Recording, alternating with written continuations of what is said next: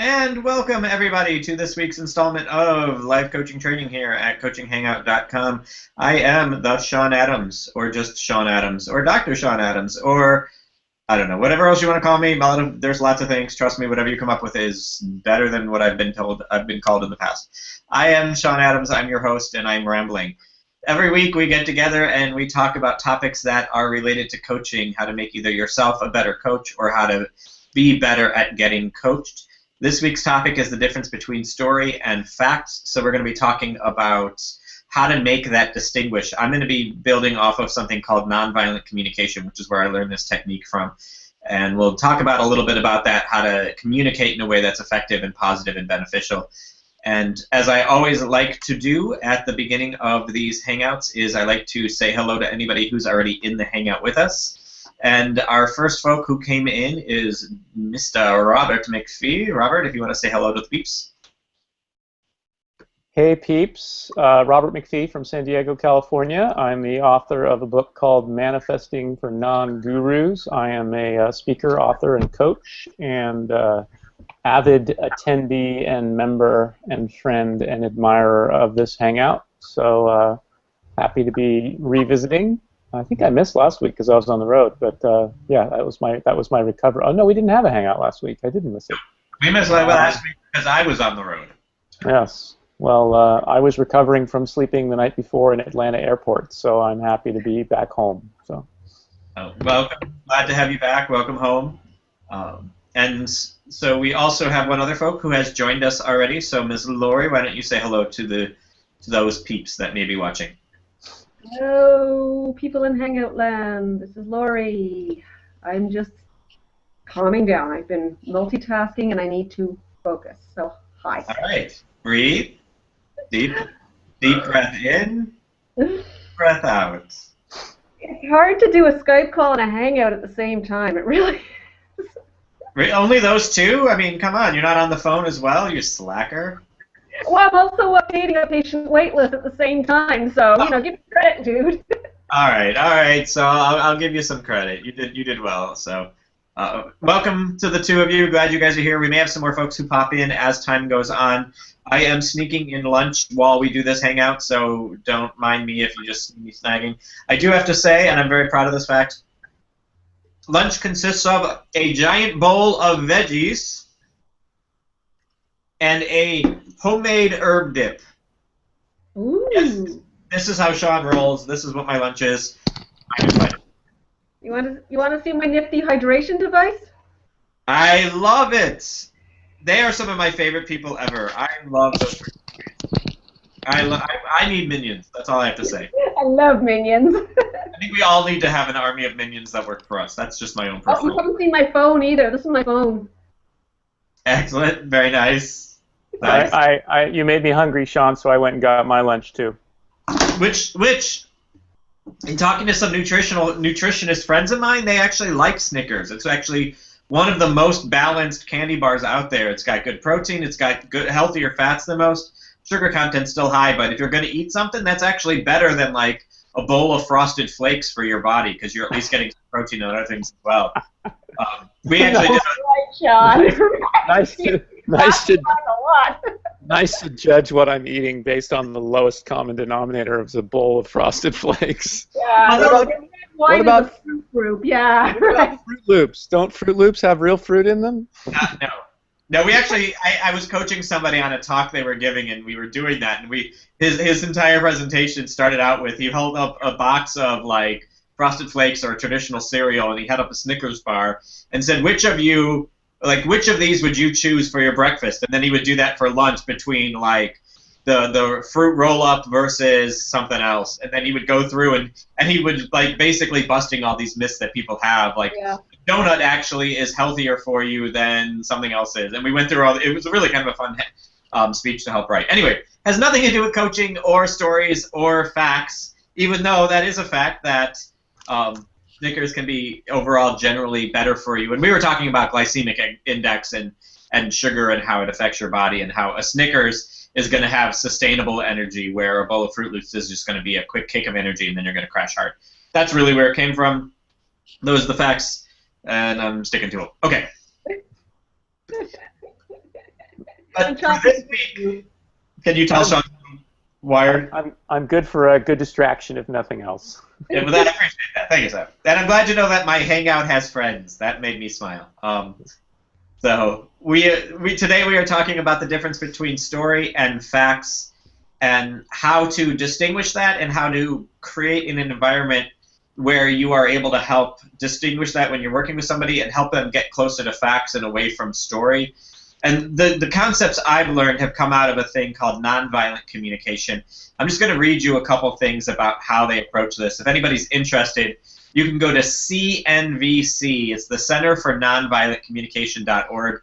They've got a ton of resources. They're an awesome place for this. But they talk about, like, difference between differentiating observation from evaluation. So when you're listening to somebody in a coaching call, you're listening to what they're saying, but you don't want to judge them or evaluate where they're at. If they said, I haven't been very successful this week, you're listening for why they haven't been successful. You're not listening to, like, well, you suck, you didn't do your stuff because you're not successful. It's about observing what's going on, not judging or evaluating what's going on. That's pieces a part of it. And then the other piece of this, which I think is the most powerful and really falls in here between story and facts, is the difference, because they really heavily emphasize the difference between feeling and thinking. So what you said made me feel, or what I heard is. And so it's making that distinguish between what I've heard, like, this is what I heard you say, and it's not, this is what I think you're trying to say. It's, these are the words I heard come out of your mouth, and they made me feel this way. So instead of saying, wow, that really pissed me off, it's, when you said, Sean, you need to shave your beard, that made me pissed off. So it's not just, wow, that was mean, you pissed me off with that comment. It's, this is what I heard you say and how it made me feel, so the people can distinguish where that wording is. And if you can learn to use that language in coaching, it can actually make for more effective coaching sessions. So I'm curious, Lori and Robert, what do you guys think about that distinction, or being really intentional about dividing up your communication between what you heard and how it made you feel, instead of what happens, which is bungling that all up into one? Robert, you were here first. I get to go first? Okay, well, first, a couple things. One is the nonviolent communication is something that's new to me, and I appreciate the reference to that. And yet I'm also really struck by the title. Like, nonviolent feels, I don't know, is there such a thing as, like, violent communication? Is there an element of kind of like attacking involved? I'd just be curious to get your insight about kind of the nature of the term as we're using it here. And then secondly, I think it's really interesting to launch into this conversation and just recognize that we're really inviting ourselves to do exactly what we're not programmed to do. We're literally programmed to add meaning and put judgments and make assumptions all through our conversations and in our communication. And at the same time, it's a really powerful conversation to get into, to recognize that we're doing that. I'm actually part of a leadership program right now called The Art of Leadership Mastery. It's a 7-month program, and one of the things that we've been looking at is the difference between assessments and assertions. And an assertion is based in fact, and an assessment is a whole lot of meaning and judgment and assumption. And when you start looking at it, when you start looking at our communication and how we show up and just what we see and what we think, it's amazing how much time we spend in that realm of assessments, of judgments, and heaping meaning onto facts. So it's a powerful conversation, and I think in the context of coaching, we can be really valuable to our clients by kind of inviting them into that conversation and having them start to see how a lot of their language, a lot of what's showing up for them is a bunch of assessments. It is a bunch of assumptions and judgments and meanings heaped onto the facts of the situation. Yeah, and let me answer your question before we delve into kind of what you're touching there, because I think you're spot on. I do want to answer your first question really quick. Nonviolent communication was started by Dr. Marshall B. Rosenberg, and it came out of the civil rights activities in the early 1960s. So that's why it's called nonviolent communication. Okay. It was used to help desegregate schools. It was used to help students communicate with administrators in a way that was proactive and effective instead of reactive, which is what was happening at the time. That's why it got termed nonviolent communication. It was teaching people how to communicate about things that were very, very tense in a way that did not escalate the tension. Great, thank you. Yeah, and so I'm glad you asked that question, because I could see that getting confusing to people. But its origin is based in that, but it's also very effective. And it sounds like it's similar to what you were just talking about. What were the two words you used again, Robert? I'm sorry, I didn't catch them. The two words are assessments and assertions. And because they both, for me anyways, as a very visual person, because they both start with the letters ASS, well, there's a whole lot of meaning right there. But to me, I have a hard time differentiating sometimes, like remembering which one's which. But assessments is the judgments and the assumptions, and assertions is when it's based on fact. It's actually, I think I have the book sitting right here, comes from the work of Fernando Flores, who's a pretty remarkable guy. This particular book is called Conversations for Action and Collected Essays. But if you look online for Fernando Flores, you can find some really fascinating work around this whole idea that we're talking about. Excellent. And I think those two words kind of match the same concept of what I was talking about between having reactions and just the basic concepts of emotions versus what's actually happening and that kind of stuff. So I think it's pretty much on the same lines. The feeling, thinking concept of this is what I'm hearing and this is how it made me feel. So there's the assertion, this is what happened, and then there's the reaction, the assumption. So I think that's actually spot on. I think this is. And I think have you found that distinction works well in the world of coaching and communicating and helping people improve? I have. Mostly I've been using it in my own awareness with some things, some changes that I'm making and some transitions that I'm in the middle of, and just the increased awareness of all the assumptions, all the assessments, the tendency to kind of draw conclusions on a universal level, like I'm not good at, or I'm judging ourselves in some ways. It's very powerful to recognize the assessments, the judgments that are built into some of those assumptions, the kind of the universals. And at least, and I think this is where we can sometimes help our clients, instead of saying, I'm an idiot, or I'm a terrible business person. You can say, well, let's look at this and say, let's at least narrow it down to the specific area that you're addressing. Is it financial management? Is it managing people? Is it specifically the skills in your business? And zero the client in on an area that they can really work on, instead of just saying, I'm a bad person, or I'm not good enough, or I'm a bad business person, or whatever it might be. Yeah, and I think that is huge, and that is an important distinction of there's that danger of taking generalities and making them the rule for how we define ourselves, or how somebody we're working with defines themselves. Those generalities are very, very dangerous. And it might be true that you might be bad with your financial management, but it doesn't make you a bad business person. It makes you bad at your financial management. Mm-hmm. You might be fantastic at getting work, or you might be fantastic at being, like I've got my girlfriend's absolutely fantastic at finding the perfect people to hire for positions.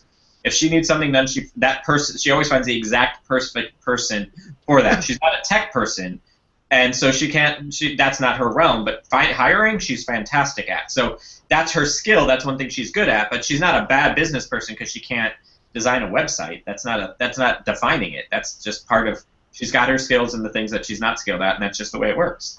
I want to say hello. Yeah, I was going to say, Dr. Allen, I was just going to introduce you. So go ahead and chime in, and also take some time to introduce yourself. Oh yeah. So in my estimation, Rob, what you said. So isn't assessment? You said judgment. To me, assessment is more along the lines of evaluation. In other words, trying to get a sense of where that person is at. So assessing the situation would be an example.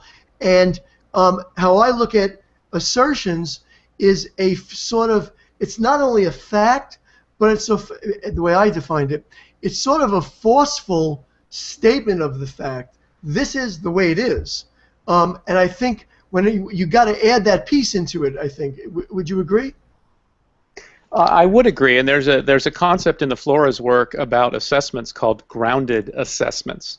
And when we start looking at the assessments that we're making, it's very interesting to look at whether they're grounded or not. And an ungrounded assessment would be strictly an opinion. You know, based on my experience, based on my worldview, I have this opinion. That's an assessment.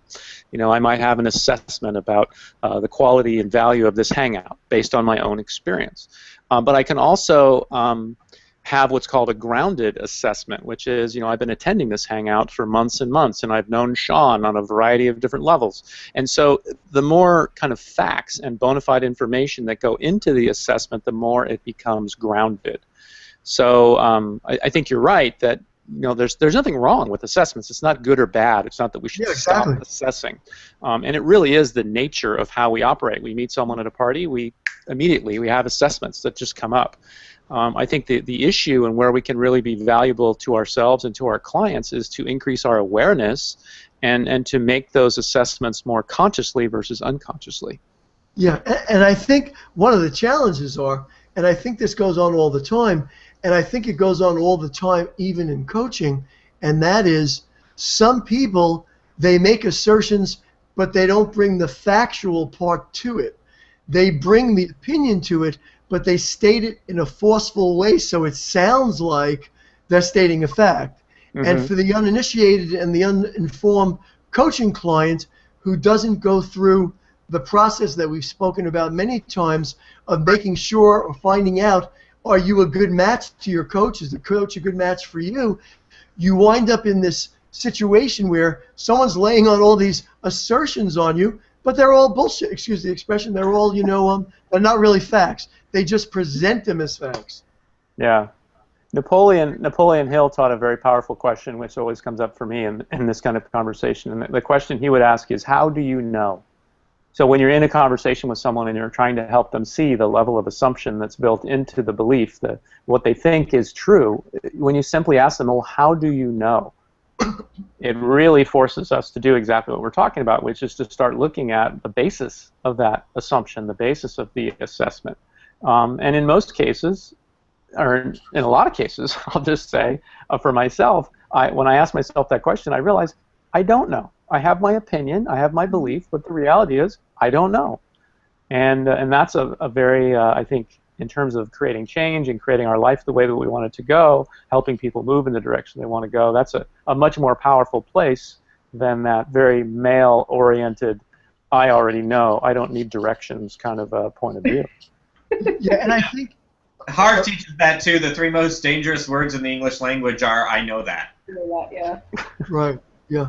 I think the other thing is, I think it's a good idea and something that I like to say when we're talking about those things, that even when you're doing an assertion or a fact, when it comes to coaching and when it comes to dealing with whatever assessment you made to lead to that assertion, that sometimes you still have to say, now listen, there's two sides to this.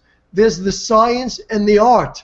What I'm going to say right now is based on the assessments that we made, what I think might work the best, but the reality is we're going to test it and find out. So if it's email, we might send out 2 emails. If it's a strategy for you to, you know, develop some type of close, if you'd like to close, then ultimately it might be, let's see if it works. Let's try it, because nothing is really etched in stone when it comes down to it. So you need to, no matter what you bring to the table, no matter what assessments you do and assertions, everyone still needs to be open to the fact that, hey, there are many different type of listeners, many different type of shoppers, many different type of clients, customers, and so not everything works with everybody, and you have to realize that, you know, we have to develop that strategy, and it doesn't become fact as such till either it fails, which is a good fact. You know, Bob Dylan, there's no success like failure, and failure is no success at all. So being able to, that all of a sudden gives us a point in time or a reference to say, okay, we know that doesn't work. That is now a fact. So that was a valuable lesson to us. And you know, like Alex will say, he's just made more mistakes than everybody, which gives him the right to say whatever he says. And ultimately, those are also facts and positive. So I think you have to approach it from that standpoint also. Yeah, and I love this distinction between stories and facts, which is what we titled this hangout, because I think there is a piece of that where if you can get your clients to talk or even ask them, is that a story or is that a fact? That question as well can work really well. Like, I'm not very good at this marketing thing. Well, is that a story or is it a fact? Have you tried marketing? Well, no. Okay, so that's not a fact that you're not very good at marketing. It's that you don't know how to market, and you Yeah. need to learn. So the story is you feel like you're not going to be very good at marketing. That's a story. The fact is you don't know if you're going to be good at marketing or not. And even if you have tried marketing and you did this for a year and you still weren't successful, that doesn't mean you're bad at marketing. It just means that you were using marketing that wasn't right for what you're doing. The story is the marketing I've been doing up to now has not been successful. The fact is I need to find a different, more successful marketing approach. If you can get that kind of language being used on a consistent basis, it's going to really change the dynamic of the coaching session. But this is one of those hangouts where this is important for the coaches. And if you're getting coached, you can start using this language as well. And sometimes it's going to come up. Your coaches are going to have assumptions, and they're going to talk about something. My story is that you never actually you create these problems for yourself. Well, no, that may not be true. They may really have a problem with their computer. But they may, as a coach, you may just be tired of getting that same question 4 times, even though it really is legitimately not working on their computer. It works for you, fine, but it's not for them. But your story, the coach's story, it's a problem with the person. It's user error, where it may not be. And it could be, but you still want to say my story, and you could even call it out. My story is that this is user error. I've given you these instructions. This is what's happened. And then that opens that conversation up where you're not accusing them of being an idiot. You're just saying that this is the price I'm approaching this conversation from. So let's figure out if my story is right or not. Is it factual or not, kind of thing. Right. Yeah. Well, and I think also, Sean, you're bringing up a really good point about how we measure these things. When someone says I'm not good at marketing, one of the huge benefits of having a coach is to have a different point of view. They may really be struggling. Like you said, they may have a very good case that they're really having a hard time with marketing. And yet, as coaches, the best thing we can do for them is to help them take their next step in the direction of becoming a better marketer. And the assessment, I'm not good at marketing, isn't helping them with that. The reality is they're probably better at marketing than some people and not as good at marketing as other people. And if we can get them clear about where they are now and where they want to go and what their next step is, I mean, to me, that's coaching in a nutshell right there. Yeah. But you're also, I was listening to that, and the first thing that struck me is you're moving into the realm of almost marriage counseling when you do that.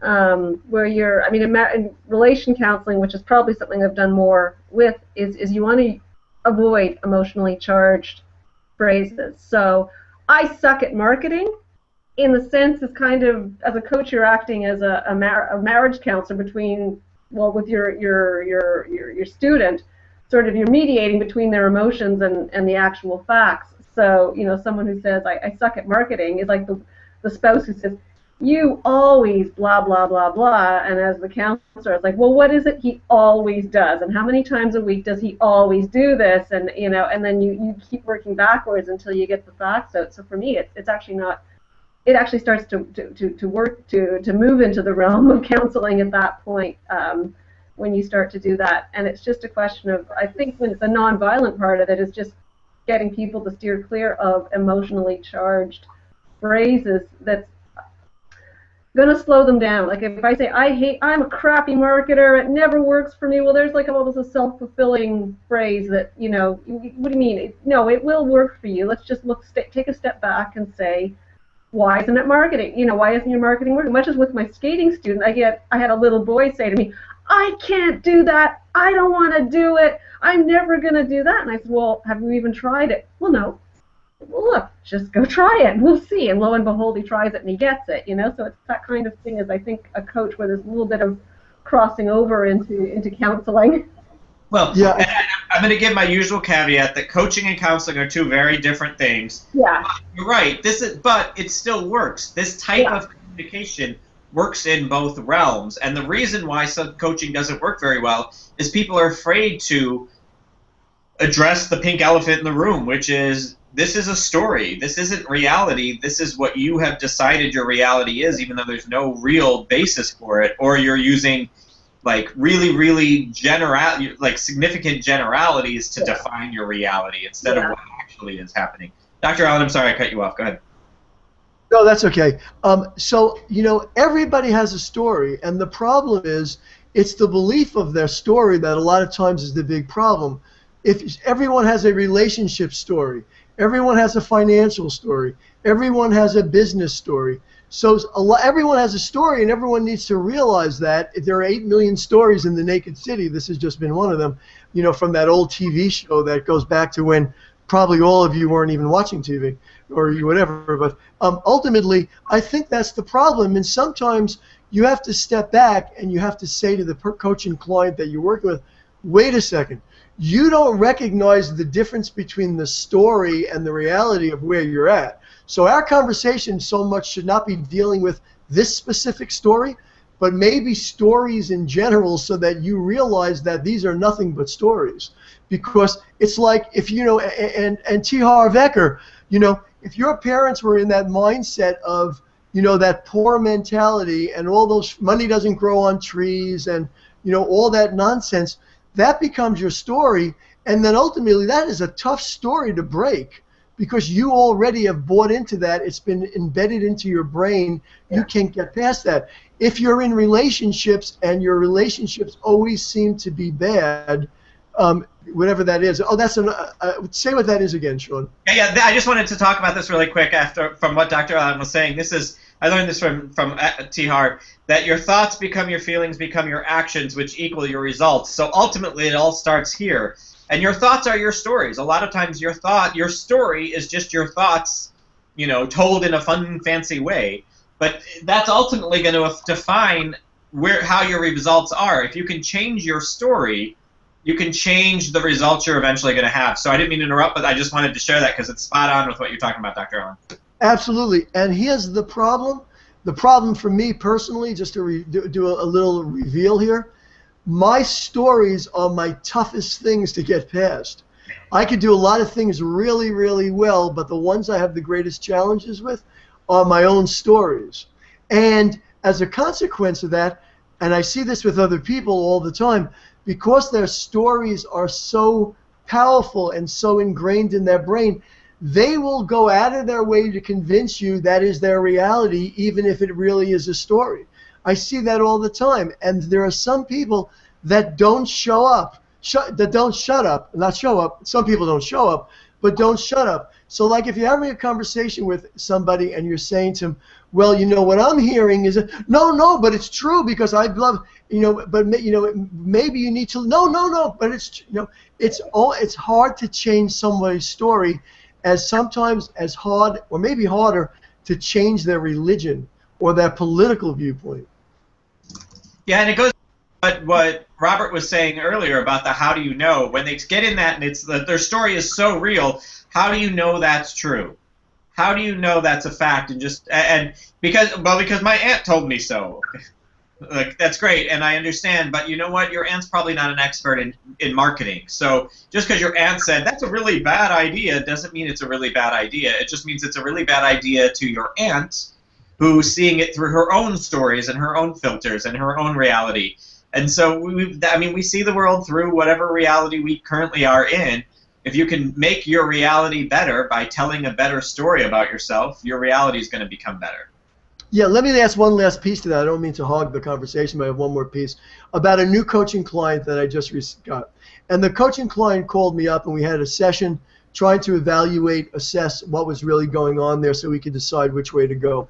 And the first thing he said was, I've gone through a lot of coaches, and I paid a lot of coaches, and we've had long conversations, and it never got anywhere, and I don't want to hire another coach that I'm just wasting money.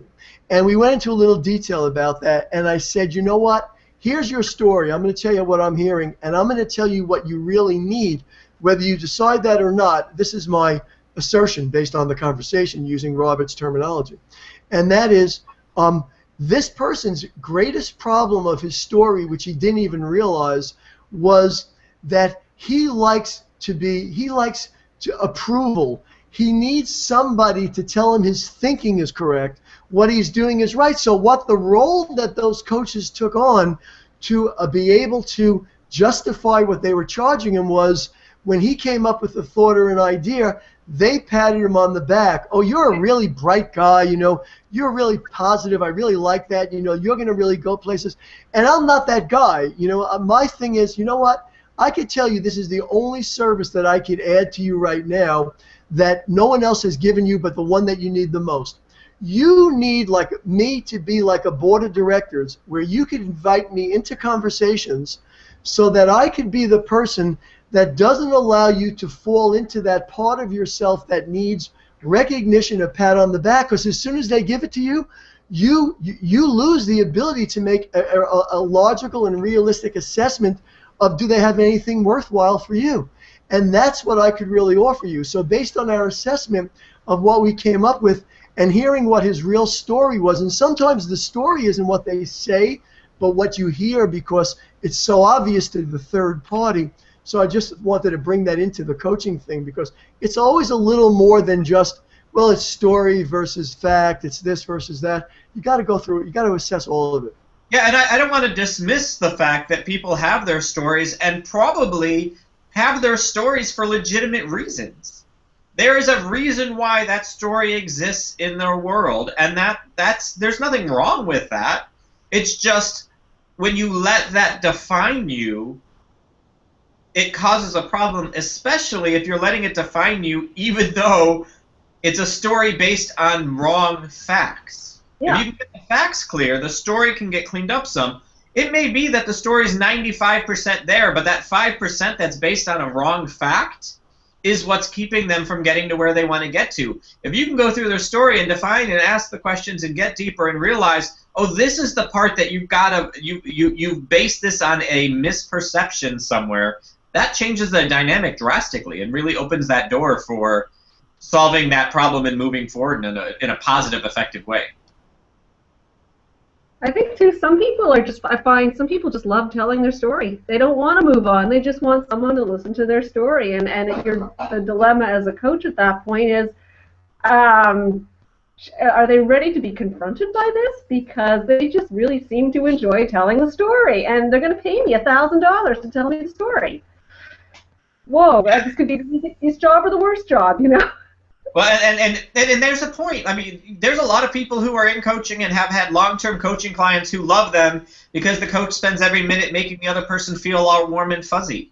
Yeah. And you know what? There's some people who need that coach. There are times and there are people who need a cheerleader on their side because they're not getting it from somewhere else, and they just need to believe that someone believes in them.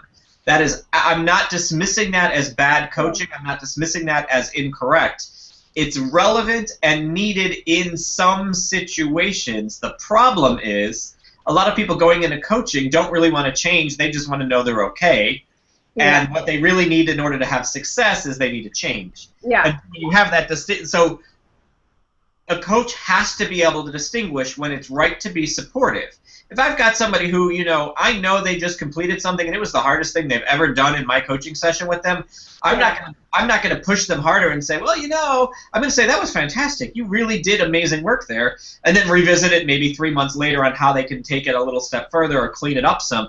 But you got to be able to recognize when somebody just needs moral support, yeah, and when someone needs to actually be called out or moved to be able to move them forward. Yeah, that's a fine line there. Sometimes you have to take a chance. Sometimes. Yeah, I mean, and we've talked a lot about defining your coaching, and I've joked about this before, that I am not your warm fuzzy coach. I'm the coach that's going to call you out on your stuff. But I set those guidelines at the beginning, so if I do set it up in the beginning, and I am I'm harsher than I should be where they needed support, I also let them know. And if it's ever like, this is what my coaching is, this is what you're signing up for, but if there's a time that it comes up where that's too much for you to handle, just say so. Yeah. Empowering them to be able to say, that's not comfortable for me, or can we just talk about what I've done well this week instead of trying to find ways to improve it? That's fine with me, and I'm happy to do that. I just want them to grow because I know growing is going to get them where they want to be. Sometimes they just need to celebrate. Yeah, it's true. Well, and I think it's easy to fall into the trap of pointing at this idea of story versus facts and kind of making story wrong or bad. And the reality is, for me as a coach, I feel like, especially with a new client, it's really important for me to know their stories. It's an important part of kind of where they are now before we move on to where they want to go. So there's an element of hearing and understanding that story. And I also, I was really struck by the distinction that kind of came out from part of what Lori was sharing and part of what Dr. Allen was sharing about this kind of conversation around younger people versus those of us that have been on the planet a little bit longer. And it really is amazing to me how much more quickly and easily we can help younger people get out of their story. When people have been around, when we get a little older, and the good news is we're a little wiser, the bad news is we're that much more entrenched in our own story. Yeah. That was a really powerful reminder for me, Lori, what you shared about, you get a kid to try something and it works, and boom, they're locked in. Sometimes with adults, it takes, time after time after time. But Yeah, I mean, good reminder. we default to comfort. We default to what's comfortable and what's easy, because that's just kind of a default setting for most people. And a lot of people will be happy to, as long as they're comfortable, they're happy to not be successful as long as they have just enough to stay some level of comfort that they want. That idea of wanting to grow and expand, that's hard for a lot of people. Yeah. Go ahead, Lori, and then Dr. Allen. I know you guys both had something to say. Yeah, I was going to say, number one, I like a good story, Robert. I agree. I really like. I think I like to hear everybody's story because I like a great story. The only thing I see about young people is, and I get this really from my wife, who's a teacher. But one of the problems with young people is sometimes they don't only have their story, but there's another story by a teacher, a mother, a dad, a family member that is trying to lay their story on that person. So sometimes there's more than one story, and one you can't necessarily get to because the other story is being controlled by somebody else. Yeah, I used to face that all the time in higher ed when I was doing academic advising for my students. About I'm in pre-med. I need to be enrolled in pre-med. Why? My parents want me to be a doctor. Okay. What do you want to be? Do you want to be a doctor, or do you actually like art? I don't like, and that, I mean, and the dynamics there are really difficult because mom and dad are paying, and the kid wants to make mom and dad happy, and they know that they could be successful as a doctor. But if you flunked intro to chemistry twice, being a doctor probably isn't what's right for you. And so there's that dynamic of stories are good, stories have a good basis, but also being open and helping them be open to hearing something different about the story. Go ahead, Lori. No, I have nothing to add to that. That was a good point. Yeah. Yeah. So I mean, I think what we're talking about here, and I'm glad that I think it was you that we mentioned the fact that stories are not bad and facts are not good. Both are part of the reality of a person's experience, but you need to recognize that a story is a story and facts are facts, and there is the right time to talk about both. I mean, if we're exploring a new area inside like somebody I'm coaching, a lot of times I'll be like, all right, so now we're going to talk about like your abilities to manage your finances. And I'll even ask, so what's your story around your ability to manage your finances? And they'll go in and start talking about it, and then we can identify how they see themselves, and then we can look at where the facts false. Where did they develop that story from? Where did it get ingrained from? How has it been supported? And is there a way that we can tell a different story? Go ahead, Dr. Owen. I wasn't saying anything. I'm sorry.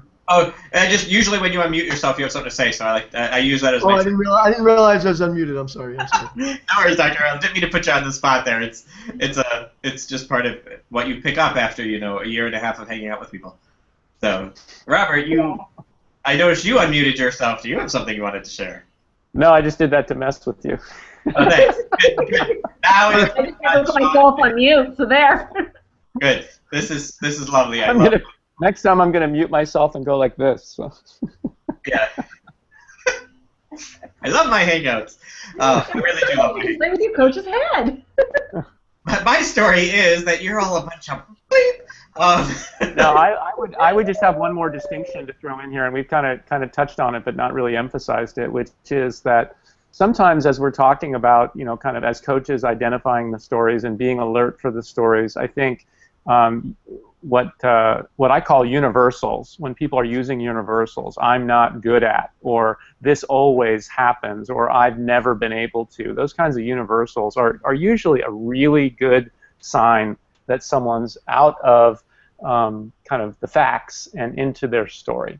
So I think as coaches, it's a good thing to be reminded of, to really listen carefully for those things. And I think it's one of the great services that we can provide to our clients is to, if someone's using that kind of language, if they're in that kind of situation, if they're feeling that way, if that's the beliefs that are showing up for them, it's very powerful to be able to get them to pause and go, well, let's take a look at that. Really?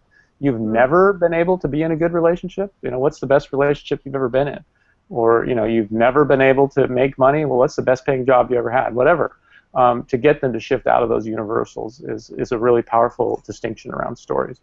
Yeah, I think that's huge. The universals are probably the single greatest trigger for identifying that someone's drifted into their story.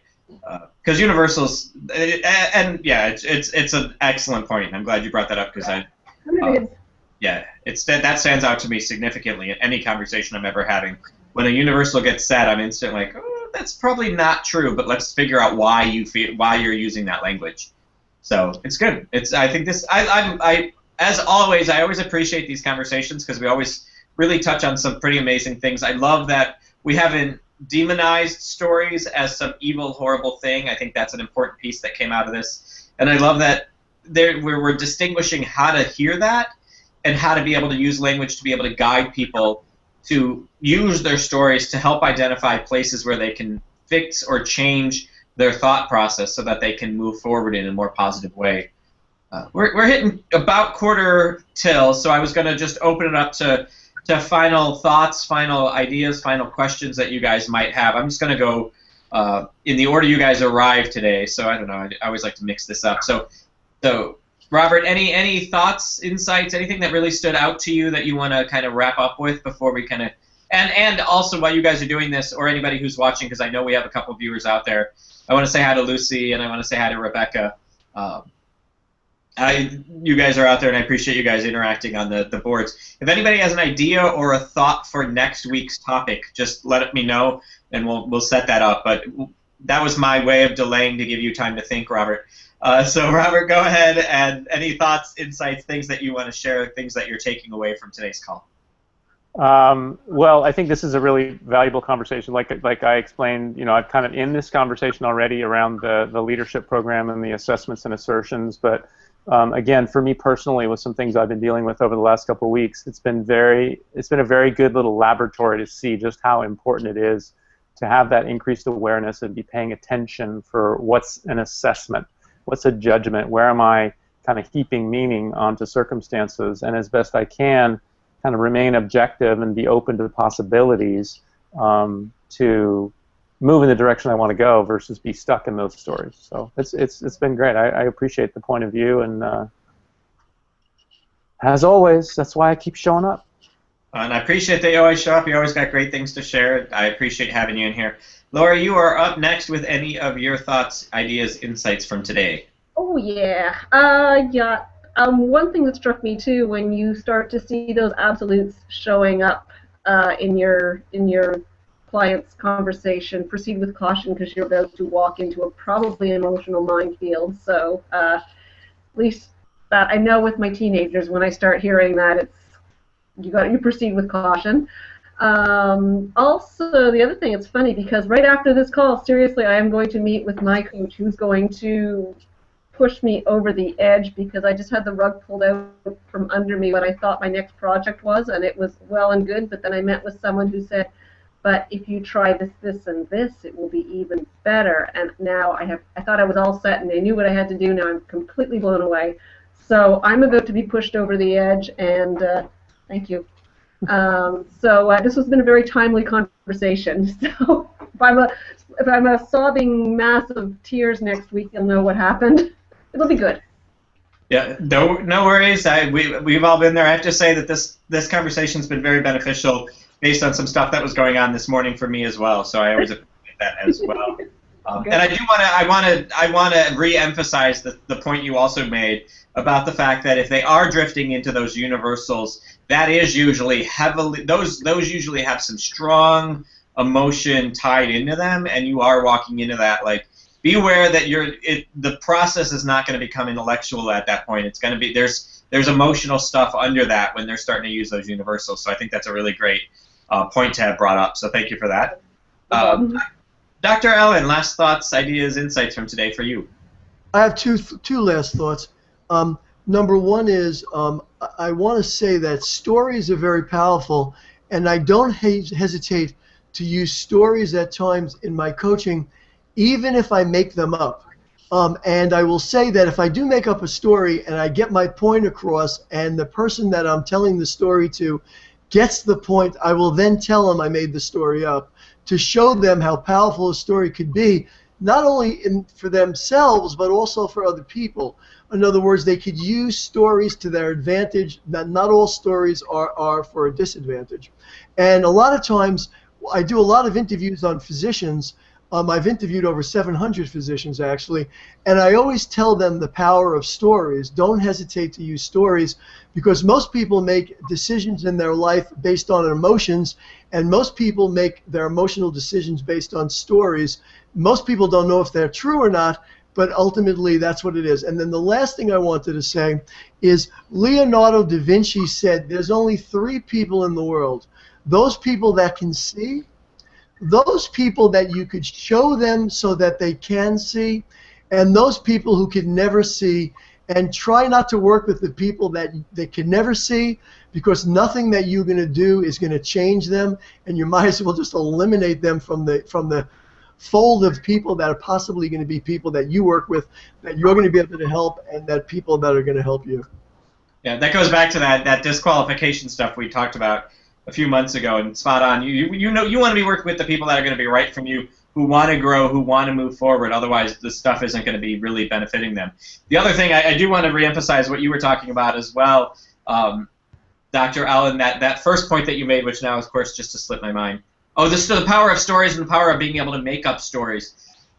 That works very well as well from that mental game of getting somebody to just create a story of what they want their life to be, and keep telling themselves that story in the present as if that is what their life is, and eventually their life's going to catch up to that story if they keep, so that's a big piece of coaching as well, is getting them to write a story of what they want their life to be, and then getting them to just act like that is the life they have, because then everything else is going to catch up and it is going to eventually become that life. So you're spot on with that, Dr. Ellen. Telling stories, especially even if you have to make it up, can be very powerful no matter what that realm is. So thanks for bringing that up as well. So yeah, and there, I want to also tap in. There was Lucy made a comment about the fact that if she's telling herself a story, she'll just often tell herself, Lucy, that's just a story, let it go. And how, for my big takeaway, is that concept of being able to just name a story takes power away from it in the way that it might have over you currently. Because you don't even know it's a story. For you, it is your reality. But if somebody can help you get that what you think is reality is just a story, and there can be a different reality out there for them, that can be really, really life-changing. And I think that's where coaching is so important. Coaching is helping people find and tell a better story for themselves in whatever it is you're coaching. There's my definition of coaching. Hopefully you wrote that down. Yeah. Yeah, I like it. That is cool. I like it a lot. Excellent. After a year and a half, we now have a definition of coaching, which is helping people tell a better story. I love it. I think that's fantastic. I'm going to run with that. So on that note, and maybe, you know what, why don't we make next week's topic that idea of how to tell a better story. Little tips, tricks, anything that we might know and have about how to tell a better story. Robert, I'm looking at you because I know you said you've got mad skills at some of this mindset adjustment stuff. So how to live a better story is what we're gonna talk about, and it probably will start by how to tell a better story so that you can then eventually live into it. So that's next week's topic. I'm writing it down so I don't forget. I just committed to that. It's live a better story. I think that sounds fun. All right, thank you guys for being on this Hangout as always. I really appreciate it. These Hangouts would never have the insights they do if it wasn't for all of you guys. I just facilitate the conversation. So thank you guys for being here. And I will see you all next week, same bat time, same bat channel. All right. Thanks, Sean. See you guys. Bye, people. Have a great week, Take everybody. care. Bye.